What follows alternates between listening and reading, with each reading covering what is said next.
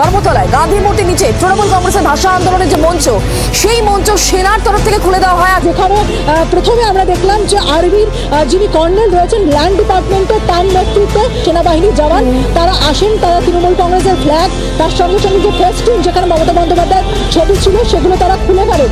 মমতা বন্দ্যোপাধ্যায় আধখোলা মঞ্চে চলে আসেন এবং তাকে দেখে বেশ কয়েকজন সেনাকর্মী তারা পালিয়ে যাওয়ার চেষ্টা করেন। আমাদের মাইকের কানেকশন কেটে দিয়েছে, স্টেজ ভেঙে দিয়েছে, আপনারা দেখতে পাচ্ছেন। প্যান্ডেল আর্মিকে দিয়ে খুলিয়েছে। আমার আর্মির বিরুদ্ধে কোনো ক্ষোভ নেই, তার কারণ we are proud of our army. কিন্তু আর্মিকে যখন বিজেপির কথায় চলতে হয় তখন দেশটা কোথায় যায় সেটা নিয়ে সন্দেহ জাগে। আমি যখন এখানে আসছিলাম প্রায় 200-র মতো আর্মি তারা আমাকে দেখে ছুটে পালাচ্ছিল। আমি বললাম, why you are running away? You are my friend. You are my friend. Come. Okay, come on.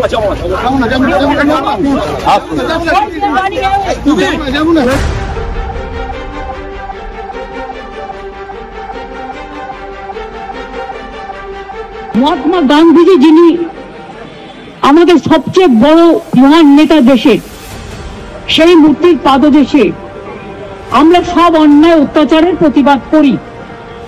I am not blaming the army. I am blaming BJP party if they misuse army like this to dismantle the political party stage. Yesterday there was a program and today they vacated all this.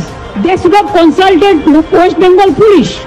They should have consulted Kolkata Police Commissioner. And if they have any objection, I should have opened it even within a minute.